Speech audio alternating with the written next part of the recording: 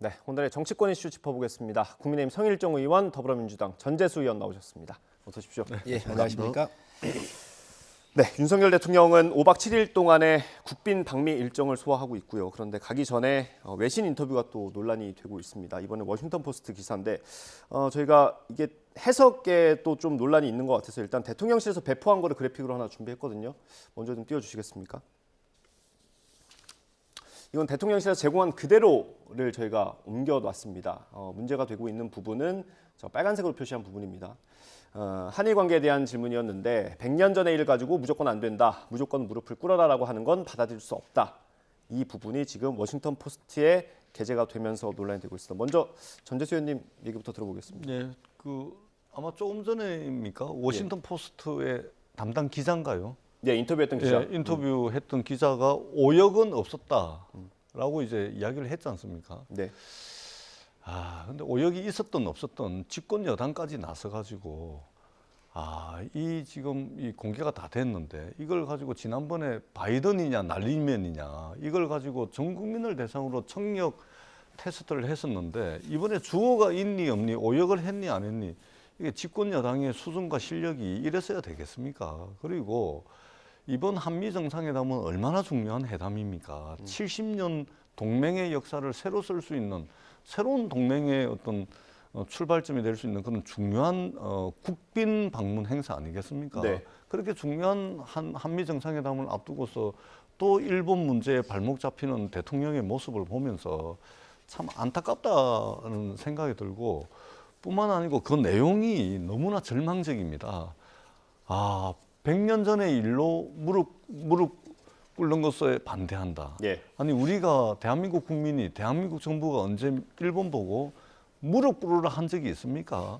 단순히 불법적인 한반도 불법적인 점령을 통해서 수십 년 동안의 식민 통치를 했고 그리고 그 식민 통치를 하면서 조선 사람들을 전쟁터로 끌고 다니고 위안부로 끌고 다니고 강제징용하고 식량 수탈하고 우리 이름 바꾸게 만들고 이러면서 우리 민족의 씨를 말려버리려고 했던 그런 일본 아닙니까? 예. 그 일본에 대해서 역사적으로 사과하라라고 요구를 했던 것이지 언제 무릎 꿇으라고 한 적도 없습니다. 예. 그리고 지금에도 독도는 자기네 땅이고 또 얼마 전에는 일본의 전쟁 범죄자들을 모셔놓은 그 야스쿠니 신사에다가 일본 총리가 또 공물 보내고 내각 강요들이 또 70명이나 몰려가가지고 말하자면 의원들이 한 90명 갔다고 하죠. 그렇습니다. 예. 90명 가까이 가가지고 또 머리 조아리고 지금 이러고 있는 형국입니다.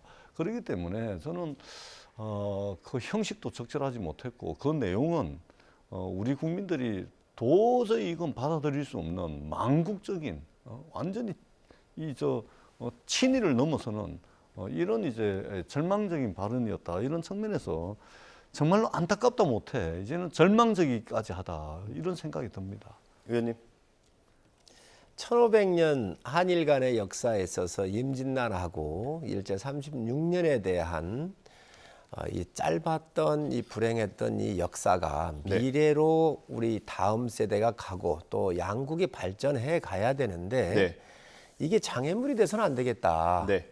그러니 더 그동안 설린 우호 관계를 이어져 왔었던 1500년의 역사를 보고 미래로 가자라고 DJ 오부치 선언이 뭐였습니까? 정말 잘된 선언이었습니다. 네. 그래서 이 부분에 대해서 대통령께서 일본에 방위를 했었을 때 네. DJ 오부치 선언에 대해서 승계한다 그랬잖아요. 네. 지금 민주당이 모든 거 있으면 꼬투리를 잡아요. 저는 뭐 야당이기 때문에 그럴 수 있다고 봐요. 그러나 이 지금 말씀하셨던 대통령 뭐 변호하려고 하는 얘기가 아니라 대통령께서 말씀하셨던 것은 앞에 보면 미래를 위한 이야기거든요. 유럽에 대한 이야기거든요.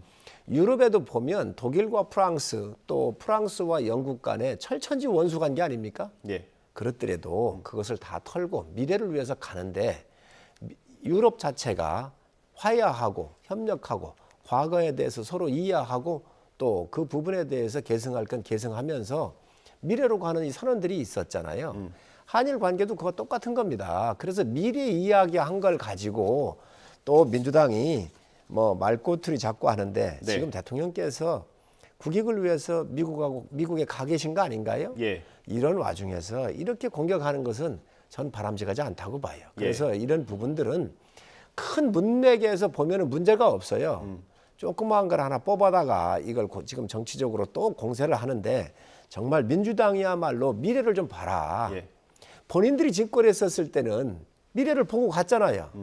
그 지금 야당이 되니까 또 그놈을 과거를 소환하고 하는데 이거 저는 바람직하지 않다고 생각을 합니다. 예. 지금이야말로 DJ 오부지 선언 같은 경우를 우리가 좀 더 특히 우리 뭐 전 의원님 같은 경우는 미래지향적인 분이시잖아요. 그렇기 때문에 이런 부분들에 대해서는 이해를 좀 하고 가자. 예. 그리고 과거에 우리가 매몰되고 과거에 붙잡히게 되면 정말 미래를 갈 수가 없고 다음 세대의 길을 열 수가 없습니다. 그렇기 때문에 이런 부분들은 정치적인 측면에서 큰 결단들을 하고 이해해 줄 부분이 저는 있다고 봐요. 예. 제가- 의원님 잠시만요. 요 저희가 하나 그래픽을 하나 준비한 게 있어가지고 그 여당에서 처음에 야당의 비판이 있을 때 해명이 나왔던 게 워싱턴 포스트가 윤석열 대통령의 인터뷰를 옮기면서 영문으로 옮기면서 좀 해석이 잘못된 것 같다 이런 의혹을 제기했었거든요. 그래픽 한번 띄워주십시오. 이게 설명을 드리면 윤석열 대통령의 발언은 일본이 그렇게 느낄 거다라는 거였는데 워싱턴 포스트가 옮기기로는 윤석열 대통령의 생각처럼 옮겨졌다라는 거예요. 그래서 이제 뭐 오해나 곡해가 있는 거 아니냐 이런 의혹을 제기했던 거고요. 여당에서 그거에 대해서는 뭐 의심의 여지가 없다고 보십니까? 해석이나 곡해 뭐 이런 부분은? 아니 저는 저거 그렇지 않아도 저도 판넬을 가져왔는데 그 미셸 리인가요? 예, 인터뷰했던 기자. 예, 기자의 그 판넬도 제가 가져왔는데 잘 안 잡힌다 그래서 제가 안 쓸 건데 예. 쓰셔도 됩니다. 준비해놨습니다. 예. 자 그래서 그러면 보시지요. 예. 이분께서 인터뷰하셨던 분께서 얘기했더라고요. 예. 자 보시자고요. 정말 100년 전의 일들을 가지고 지금 유럽에서는 전쟁을 몇 번씩 겪고 그 참혹한 전쟁을 겪어도 미래 세대를 위해서 전쟁 당사국들이 협력하고 있다고 하는 게 가장 중요한 방점이에요. 예. 뭐가 잘못됐습니까? 예. 자, 그런데 여기에서 100년 전 일을 가지고 무조건 안 된다, 무조건 무릎 꿇으라고 하는 이거는 저는 받아들일 수 없다 이렇게 얘기했는데 지금 제가 해석할 땐 그렇습니다. 제 개인적인 해석인데 이 부분들에 대해서 지금 현재 야당의 공세가 너무 지금 그저 과거로만 가고 있지 않습니까? 그러니 미래를 가기 위해서 이 부분에 대해서 말씀을 하신 거예요. 그런데 이 부분에 대해서 미래로 가자고 하는데 그러면 오부지 DJ 선언이 잘못됐다는 건가요? 이번에도 가셨을 때 이 부분을 우리가 다 계승하고 발전시키자 그런 거예요. 예. 이 부분들을 우리가 미래 세대를 위해서 현재를 정리하고 가야 되는 부분들에 대해서 대통령이 말씀하신 건데 그 부분들에 대해서 이렇게 꼬투리를 잡아가지고 정치적인 공세를 하게 되면 또 죽창가를 부리게 되면 이거는 제대로 된 게 아니라는 거지. 예, 이게 뭐 여쭤봤던 이유가 이게 여당의 수석 대변인이 이제 그 부분을 지적을 했기 때문에 그래요. 이게 뭐 주어가 있니 없니 얘기를 해가지고 저희가 뭐 여러 가지 상황을 종합해 보니까 아마 여당 내에서도 해석에 대해서 뭐 의혹을 제기하거나 그럴 상황은 아닌 것 같거든요. 이 논란은 인터뷰를 했던 기자의 해명을 통해서 끝난 겁니다. 집권 여당의 대변인이 주어가 뭐고 서술어가 뭐고 또 우리 성일종 의원님께서 이걸 또 해석하고 참 눈물겹습니다. 참 눈물겨워요. 보고 있기가. 아니 목표의 방향성이 뭐냐는 거예요. 예, 예. 대통령께서 미래로 가자고 그러잖아요. 아니 지금 그러니까. 한일 양국 전 의원님 저 죄송한데 네 말씀하십시오. 괜찮습니다. 자 이게 지금 과거로부터 우리가 탈출 못하면 안 됩니다. 미래로 가야지요. 얼마나 시대가 빨리 가요. 지금 대통령께서 미국 가시는 것도 대한민국의 미래를 위해서 세계 역사의 흐름에서 줄이 흐름에서 놓치지 않기 위해서 한미 동맹도 더 공고히 하고 미래로 가기 위한 여정 아니겠습니까? 예. 일본에 간 것도 미래를 위한 여정 아니겠습니까? 이 하고 있는 이 일 자체가 미래를 위한 여정이고 국가 발전을 위한 여정인데 여기에 말 하나 꼬투리를 잡아가지고 모든 것을 그저 과거로 회귀하게 된다고 한다면 이게 과연 야당이 할 일인가? 이 부분에 대해서는 정말 깊은 생각들을 한번 해볼 필요가 있다고 생각을 합니다. 우리 성일종 의원님께서 말씀하시는 그 취지는 제가 잘 알겠는데요. 집권 여당과 국민의힘 의원들께서 윤석열 대통령이 정말 중요한 순간순간마다 말 실수하고 뭐 음한 말하고 그것도 해명하고 방어하시는 모습 보면 정말 조금 전에도 말씀드렸듯이 눈물겹습니다. 집권 여당이 이런 거 주워 서술러 가지고 또 오역이니 아니니 이렇게 해석을 붙여가면서 해야 될 정도로 대통령이 애매모호한 이야기, 해서는 안 될 이야기들을 해가지고 해명을 해야 되는 집권 여당의 처지가 참 안타깝다는 말씀을 드리고, 제가 다시 한번 말씀을 드리지만 유럽이 100년 동안 전쟁을 한 것은 사실이죠. 지금 잘 지내고 있죠. 근데 그 전쟁을 일으켰던 독일을 보십시오. 나치의 만행에 대해서, 유태인 학살에 대해서 얼마나 많은 참회와 용서와 사죄를 했습니까? 독일 총리가 바뀔 때마다 아우슈비츠 수용소 앞에 가가지고 무릎을 꿇고 참회의 눈물을 흘리는 그 모습들을 보면서 전 유럽인들뿐만 아니고 전 세계인들이 볼 때, 아, 독일이 정말로 진정성 있게 사과를 하는구나. 여기에 대해서 아무도 의심을 하지 않습니다. 그러니까 독일이 오늘날 100년 전에는 그렇게 전쟁을 치렀음에도 불구하고 평화로운 유럽을 구가하고 글로벌 리더 국가로서 독일이 인정을 받는 겁니다. 그런데 일본은 어떻습니까? 김대중 오부치선은 좋죠. 근데 그 뒤에도 어떻습니까? 독도는 자기네 땅으로 여전히 우기고 있습니다. 조선인들 끌어다가 강제징용한 적이 없다라고 이야기를 합니다. 또 신사참배 전쟁 범죄자들 모셔다 놓은 거기 가가지고 머리 조아리고 앉아 있습니다. 역사 왜곡하고 있고 교과서 왜곡하고 있습니다. 전혀 이 손톱만큼의 반성도 하고 있지 않은 일본을 향해서 그것에 대해서 반일 감정을 가지는 대한민국 국민들을 탓하는 이 집권 세력을 볼 때 정말로 가슴이 무너집니다. 반일 감정이 왜 문제죠? 반일 감정은 자연스러운 것이죠. 수십 년에 걸친 불법적인 식민지 지배를 했고 단 한마디 사과도 없고 여전히 여전히 엄한 짓을 하고 있는 일본에 대해서 반일 감정을 가지는 것은 굉장히 자연스러운 것이고 오히려 어떻게 보면은 정당한 것이죠. 그런데 그것에 대해서 지금 반일 감정을 가지지 말아라고 이야기하는 것이 말이 되는 겁니까? 그리고 뿐만 아니고 민주당이 꼬투리 잡아서 자꾸 한다라고 말씀을 하시는데, 우리가 왜 꼬투리 잡은 겁니까? 윤석열 대통령이 지금 사고를 친 거 아닙니까? 그러니까 그것에 대해서 야당과 언론이 비판을 하니까 또 꼬투리를 잡는다고 이야기를 합니다. 이렇게 중요한 한미 정상회담을 앞두고서 대통령이 왜 이렇게, 그것도 국내 언론도 아니고 외신들하고 인터뷰해가지고 이 난리를 치고 국익을 훼손하고 국격을 떨어뜨리고 이런 식의 말하자면 말실수, 안 해도 될 말을 해가지고 분란을 일으키냐 말입니다. 그리고 그것에 대해서 비판을 하면 겸손하게 자기 성찰로부터 시작을 해가지고 바꿔야 될 게 무엇인지, 개선해야 될 게 무엇인지 이것을 찾는 것이 아니고 그냥 선전선동이다, 가짜뉴스다 이렇게 몰아가 버리면 무슨 변화가 있고 무슨 발전이 있겠습니까? 예. 이런 부분들에 대해서. 알겠습니다. 저희가 시간이 많이 지나서 짧게 듣고 마무리할게요. 대통령께서 무슨 사고를 쳤다는 겁니까? 미래를 위해서 가자고 하는 게 문제가 있습니까? 그리고 일본이 사과를 안 했다 그러는데 일본이 50여 차례 넘는 사과를 지속적으로 해왔습니다. 앞으로도 이런 사과의 기본적 마음, 진심을 담은 마음은 한국 국민들한테 해야지요. 그런데 이런 부분들을 과거로부터 무슨 말꼬리 하나 주어가 어떠니 서술어가 어떠니 이걸 하나를 가지고 지금 대통령의 외교적인 그 큰 국익을 위한 여러 가지 그 활동하는 거에 대해서 과연 야당이 물고 늘어지는 게 맞냐. 반일 감정 우리 국민들 다 가지고 있습니다. 윤석열 정부 반일 감정 이용을 하면요 정말 편하게 정치할 수 있습니다. 미래로 가야 되니까 이 반일 감정이 있는 걸 알면서도 미래를 열기 위한 결단을 하는 것이고 외국 사례, 유럽 사례를 가지고 얘기하는 거 아니겠습니까? 그러니까 미래를 위한 결단을 왜 우리나라만 합니까? 일본은 왜 미래를 위한 결단을 안 합니까? 사과를 했다고 하는데 사과를 한 일본이 여전히 독도는 우리 땅이라고 주장을 하겠습니까? 사람 마무리 듣고 그러면 DJ 오부찌에 대한 결단은 뭐라고 얘기를 할 겁니까? DJ 오부찌 결단은 뭐라고 얘기할 겁니까? 이 결단 미래를 위해서 간 겁니다. 그리고 이 결단 같은 경우가 지금 민주당을 대표하시는 전직 대통령이셨던 DJ께서 하신 거예요. 그때 우리 당 대변인은 아주 이 환영 성명을 냈었거든요. 그때 우리 당인들, 보수인들 반일 감정 이용해가지고 이거 할 줄 몰라서 안 했겠습니까?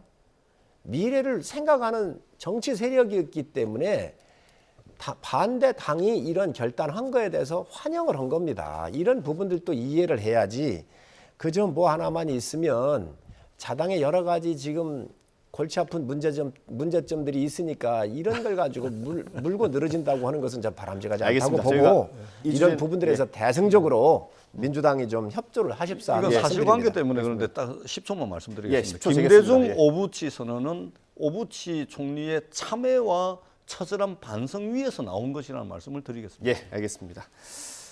윤석열 대통령이 국빈 방미 중인데 한일 관계가 이 국내에서 이슈가 된다는 것 자체가 그렇게 좋은 건 아닌 것 같고요. 그 성과가 좀 부각이 될 필요가 있겠죠. 대통령실 입장에서도.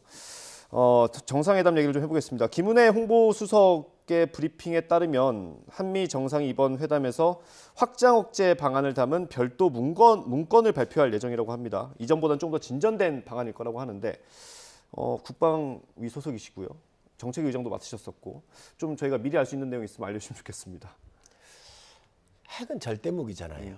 핵은 핵으로밖에 막을 수가 없잖아요. 우리는 국제사회 여러 가지 고려해서 핵을 못 만드는 게 아니라 안 만들고 있는 거잖아요. 예. 그럼 우리가 그에 대한 방어적 수단이 필요하고 대응적 수단이 필요하잖아요. 이거는 결론적으로 미국의 핵 확장 억제 정책에 대해서 저희가 함께 공유하는 수밖에 없습니다. 그래서 이 강력한 이번 문구에 강력한 의지가 표현이 돼야 되고요. 예. 또 미국 같은 경우는 정보자산이라든지 핵을 운영하고 있는 세계 그 국방력에 있어서는 상당히 앞선 나라이기 때문에 네. 정보 공유 그리고 이에 따르는 의사결정, 양국이 함께 의사결정을 한다든지 의사결정 이후에 어떻게 공동 기획을 할 거냐 그리고 네. 훈련을 어떻게 할 건지에 대한 이러한 종합적인 의견들이 이번 한미 정상에서 들어가 주어야 우리 국가의 안보가 확보가 된다 이렇게 봅니다. 그래서 이번 정상회담이야말로 가장 중요한 것 중에 하나의 국민 안전 아니겠습니까? 안보 문제 아니겠습니까? 네. 그래서 미국의 확장 억제에 대한 좀 더 구체적이고 한국 안보에 대한 확고한 의지가 담기지 않을까 생각을 합니다. 예, 이게 정상회담 결과를 보기는 해야겠습니다만 대통령실에서 이렇게 공개적으로 미리 얘기를 한 거 보면 어느 정도 성과가 있을 것 같긴 하거든요. 예, 저는 성일종 의원님 말씀대로 됐으면 좋겠습니다. 일단은 북한의 핵 위협이 강화되고 있고 예. 도발이 일상화되고 있는 상황에서 이것에 대한 대비 태세, 특히 이제 그 핵무장에 대한 억제와 관련된 부분은 한미동맹 70년에 걸맞는 그런 확장 억제 대책이 나왔으면 좋겠다고 생각을 합니다. 그런데 예. 거기에 덧붙여서 하나가 더 있습니다. 이것도 중요한데 우리가 지난 70년 동안 국제 외교 무대에서 대한민국이 피와 땀을 쏟아부어 가지고 조금씩 넓혀왔던 대한민국의 경제 영토를 예. 적어도 넓히지는 못할지언정 지금 있는 경제 영토라도 지켰으면 좋겠다. 그것이 제가 꼭 말씀을 드리고 싶습니다. 첫 번째는 IRA, 네. 인플레이션 감축법을 통해 가지고 현대기아자동차의 전기자동차가 보조금을 못 받고 있습니다. 네. 7,000달러입니다. 우리나라 돈으로 1,000만 원이 넘는 돈이죠. 네. 이거 받을 수 있도록 해야 됩니다. 그리고 두 번째는 반도체 지원법을 통해 가지고 영업이익을 일정 수준 이상의 영업이익을 미국에다가 토해내야 됩니다. 뿐만 아니고 영업 비밀을 말하자면 공개를 해야 됩니다. 더 나아가서 설계 도면과 같은 기술 비밀도 경우에 따라서는 미국 정보기관에 공개를 해야 되는 네. 이런 상황이 오게 됩니다. 그렇게 된다면 우리나라 삼성전자, SK하이닉스와 같은 글로벌 대한민국이 자랑하는 글로벌 반도체 기업들의 말하자면 비즈니스가 큰 타격을 입을 수가 있습니다. 네. 그렇기 때문에 확장 억제에 대한 공동의 어떤 발표라든지 이것도 굉장히 중요하지만 덧붙여서 정말 수출 하나를 가지고 먹고 사는 대한민국이 지난 70년 동안 쌓아 올린 이 경제 영토 이것에 대한 훼손은 없어야 되겠다.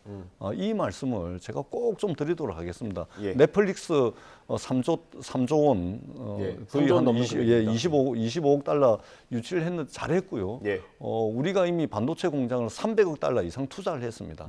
300억 달러에 미치지는 못할지언정 적어도 그 절반 수준의 투자라도 받아오기를 대한민국 국민의 한 사람으로서 바란다 이 말씀도 드리겠습니다. 예. 저는 우리 전 의원님 말씀에 동감을 하고요. 네. 또 야당은 저런 말씀을 하셔야지요. 그러나 IRA 같은 인플레 이 감축법 같은 경우는 저희만 해당되는 사항이 아니에요. 네. 일본, 유럽 모든 나라들이 다 함께 자국 우선주의에 의해서 지금 블록화되어 있기 때문에 이거 제가 볼 때는 우리만 풀어준다고 한다면 얼마나 좋겠습니까? 아마 이 부분 대통령께서 분명히 그 미국 대통령한테 말씀을 하시게 될 거고 네. 또 정부 차원에서도 지금까지 계속 해왔기 때문에 아마 제 볼 때는 우리 하나만 이게 탁 이 아주 그냥 도드라지게 이 부분을 풀어주기는 쉽지 않겠지만 네. 아무래도 이 동맹국으로서 이야기할 부분은 분명히 해야 된다고 생각을 하고요. 네. 이런 보조금 문제는 미국만이 갖고 있는 게 아닙니다. 중국도 지금 차별하고 있습니다. 한국 차에 대해서. 네. 이런 부분들을 함께 봐야지. 그래서 이게 함께 국제 문제화되어 있는 것이고 또 우리가 좀 더 적극적으로 이런 국빈 방문도 지금 두 번째 아닙니까? 미국은 국빈 방문을 그렇게 많이 하질 않잖아요. 네. 그래서 굉장히 격 있게 가시는 또 대한민국 국민에 대한 존중을 미국 정부가 아주 격 있게 지금 맞아주신 거기 때문에 대한민국 국민이 대접을 받고 있는 거거든요. 네. 이런 기회를 활용을 해서 우리 전 의원님 말씀하시는 것들이 정상 간에 또 의견이 전달이 되고 네. 또 반영될 수 있기를 희망하고 있습니다. 예. 그러니까 IRA와 관련해 가지고 현실적인 어려움을 모르는 바는 아닙니다. 근데 있지 않습니까? 우리가 한미 동맹이 70년입니다. 이제 격이라는 더 수준이 높은 더 성숙한 한미 동맹으로 나아가는 그 출발선에 서 있고, 그다음에 이 한미 사이에는 이 그 한미 동맹이라는 것이 굉장히 특별한 동맹입니다. 네. 특별한 동맹. 그리고 미국이 전 세계 나라들과 상호 방위 조약을 맺고 있는 나라가 몇 개 나라가 안 됩니다. 기껏 해봐야 호주, 영국, 한국 이 정도거든요. 네. 그러면은 IRA가 한국만 전기차 보조금을 못 받는다, 다른 나라도 다 받고 있다, 이렇게 말씀하실 것이 아니고 현실적인 어려움이 있음에도 불구하고 한국과 미국의 동맹은 특별한 수준에서 특별한 동맹을 맺고 있기 때문에 이 IRA와 관련해서도 특별한 미국의 조치가 좀 있으면 좋겠다. 그리고 그러한 현실적인 어려움이 있다 하더라도 대한민국의 외교 역량을 총동원해가지고 다른 나라도 못 받으니까 우리도 못 받는다. 이러면 뭐 외교할 일이 뭐가 있습니까? 이러면 뭐 특별한 동맹을 할 이유가 뭐가 있겠습니까? 이러한 노력들을 해야 된다. 네. 이제 이런 말씀을 알겠습니다. 제가 강조해서 드리는 겁니다. 전 의원님 말씀 맞고요. 예. 뭐 나토하고 해서 동맹이 맺어져 있고 미일 동맹도 맺어져 있고 뭐 여러 가지 미국은 동맹들이 많이 되어 있지요. 네. 또 우리 같은 경우는 6.25를 통해서 이승만 대통령께서 정말 미국을 설득을 해서 맺어진 중요한 혈맹이고 또 전쟁을 통해서 그만한 역사적인 레코딩을 갖고 있지 않습니까? 네. 그렇기 때문에 아무래도 우리 대통령께서 이런 의제를 제기를 하시면 네. 어느 정상보다도 미국이 아마 좀 무게감 있게 받아들일 거로 보여지고요. 또 그런 것들이 전체적으로 함께 조화를 이루려고 미국은 또 하겠죠. 예, 알겠습니다. 이제 첫 일정을 시작했고요. 스타트는 좀 좋았던 것 같습니다. 넷플릭스의 대규모 투자를 약속을 받았으니까요. 앞으로 며칠 동안 또 미국에서 일정을 소화하게 될 텐데 어떤 내용들이 나올지 좀 지켜보도록 하고요. 국내 정치로 다시 돌아오겠습니다. 민주당 얘기를 좀 해봐야 될 것 같습니다. 돈봉투 의혹 관련해서 송영길 전 대표가 파리 기자회견을 한 뒤에 국내로 들어왔고요. 어제 공항에서도 잠깐 기자들의 질의응답 을 했습니다. 일단 지금까지 상황을 어떻게 보십니까? 뭐 지도부에서는 좀 안도하는 분위기다 이런 기사도 많이 나오긴 하는데. 한미 정상회담 이야기 더 하면 안 됩니다. 네, 뭐 이게 그 민주당의 처지가 좀 어려운 상황입니다. 예, 네. 어려운 상황이고 다만 송영길 대표가 이제 조기 귀국을 했고 예. 또 정치적 책임을 선언을 했습니다. 수사기관의 수사에 적극적으로 임하겠다는 말씀도 했고 네. 더 중요한 것은 오선 국회의원의 인천시장 당대표까지 한 사람이 탈당을 했습니다. 이 오선 국회의원 인천시장 당대표까지 한 사람이 탈당을 한다는 것은 아마 개인적으로 볼 때는 죽기보다도 더 선택하기 어려운 결정이었을 겁니다. 그 제가 개인적으로 하나 궁금한 예, 게 있었는데 국회의원, 그러니까 당적을 가지고 있는 국회의원이 당을 떠난다는 게 어떤 의미가 있는 건지 사실은 예, 국민들은 잘 와닿지 않거든요. 사실은 우리가 이제 생물학적 생명이 있다면 우리가 사회정치적 생명이 있는 거 아닙니까? 예. 죽으면은 우리가 생물학적 생명이 끝나는 거지만 예. 사회정치적 생명이 끝나는 것과 똑같은 겁니다. 탈당이라는 것은. 예. 더더구나 이 민주당에서 오선 국회의원, 인천시장 당대표까지 한 사람이 탈당을 선택한다는 것은 사실상 자신의 과거가 부정이 당하는 것이고 자신의 뿌리가 부정당하는 것이고 그렇기 때문에 사실상 사회정치적 생명이 끝났다라고 볼 정도거든요. 그런 네. 측면에서 저는 최근에 윤석열 정부가 들어서고 난 뒤에 인사 참사가 벌어져도 아무도 책임 안 집니다. 외교 참사가 터져도 아무도 책임 안 지고 사람이 160명이 죽어나가도 법적으로 내가 무슨 위법적인 행위를 했는지 따져보자고 오히려 덤비기만 하지 정치 도의적 책임을 지지가 않습니다.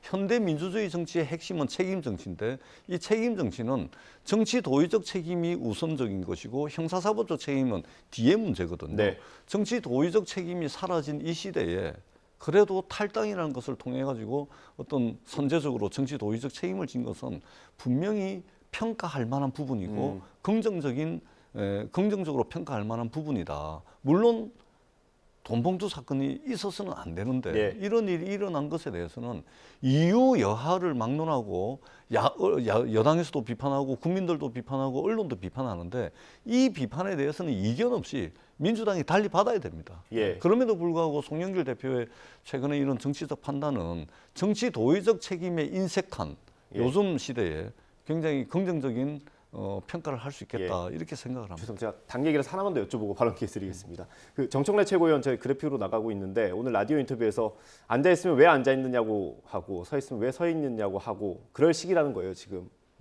여기저기서 이제 비판이 나오고 있으니까 지금 그럴 수밖에 없는 시기다라고 얘기를 했고 예. 이원우 의원 같은 경우는 지금은 좀 단호하고 과감한 조치가 필요하다.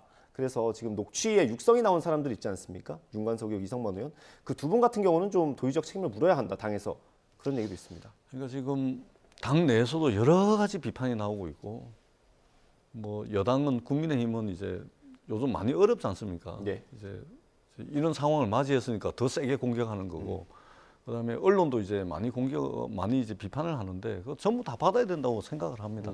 다 받되 국민들이 보시기에 송영길 대표처럼 좀 신중하게 시간을 좀 가지고서 한 번 정치적 판단을 했는데 제대로 된 정치적 결정을 내렸지 않습니까? 네. 마찬가지로 윤관석 그다음에 이성만 의원에 대해서도 조금 국민들이 보시기에 좀 너무 늦는 거 아니냐 이렇게 생각을 하실 수가 있는데 네. 우리가 조금 더 송영길 대표 사례에서 보듯이 조금 더 신중하게 집단적인 토론을 통해서 집단지성을 발휘를 해가지고 신중한 결정을 내릴 때쯤 되면 저는 긍정적으로 평가받을 수 있는 결정이 나올 거다. 예. 어떤 결정이든 간에 그렇게 생각을 합니다. 예. 의원님.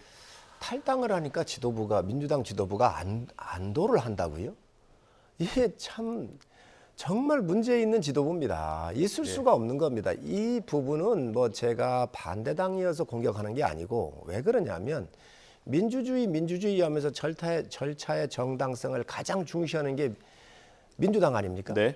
그런데 민주당 당 지도부를 뽑는데 돈 봉투가 매수가 된 거란 말이죠. 표가 매수가 된 거예요. 네. 엄청난 일인 거예요. 당의 지도부의 정통성이 결여된 겁니다. 부패로 얼룩진 겁니다.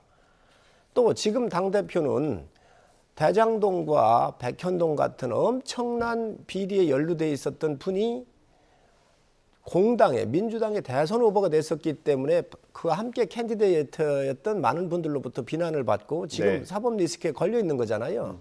대통령 후보, 현직 당대표, 전직 당대표가 모두 다 이 비리에 연관돼 있는데 이게 문제가 있다 그래서 이분 한 분이 탈당을 했다 그래가지고 이걸 가지고 안도한다고요? 저는 있을 수 없는 일이라고 생각을 해요. 우리 전 의원님 같은 그래도 올바로 서 있는 의원들이 꽤 계십니다. 이런 분들이 저는 옳은 소리를 내는 게 저는 맞다고 봐요. 지금 네. 이상민 의원, 조응천 의원 비롯해서 그래도 건강한 세력이 그 안에 있잖아요. 네. 정말로 부패한 세력입니다. 당이 부패된 거예요. 네. 정말 있을 수 없는 일들이 벌어진 거예요. 다른 정치적인 말실수나 정치적인 행위에 의했다고 한다면 그거는 국민들께서 이해할 수 있지만 네. 조직적으로 돈과 관련돼 있는데 이거를 안도한다고 탈당했기 때문에 두 번째 송 대표께서 나는 모르는 일이다 하고 꼬리 자르기를 하면서 이정근 위원장이 다 한 것처럼 밀었잖아요. 네. 중요한 건 뭐냐?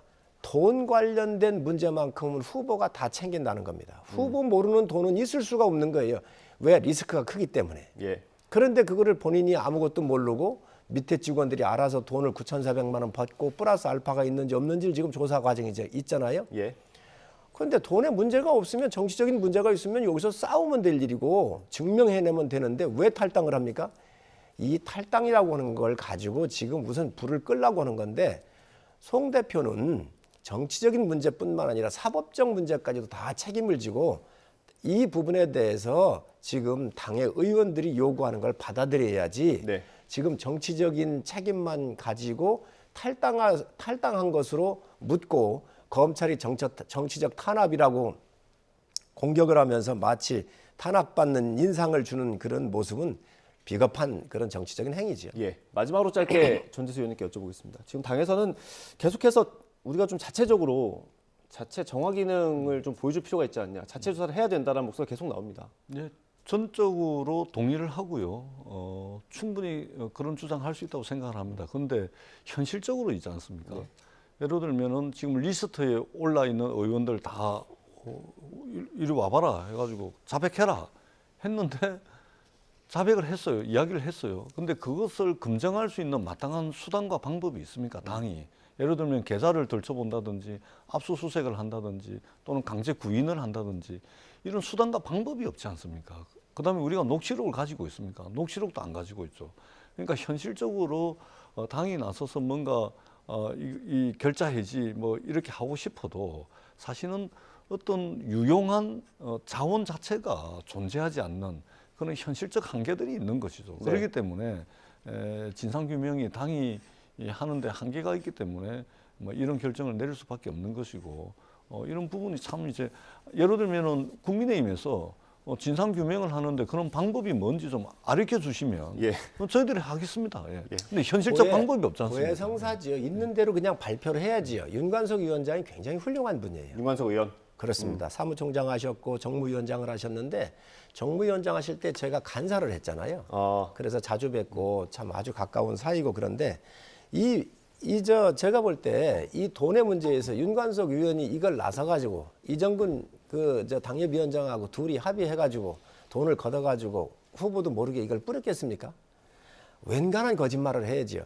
이재명 대표나 송 대표나 지금 대응이 똑같아요. 그래서 이거 같은 경우 정치적인 사법적인 측면을 당에 부담을 주지 않으려면 이러이런 과정을 거쳐서 얼마를 걷었는데 이렇게 썼습니다. 이거 잘못됐습니다.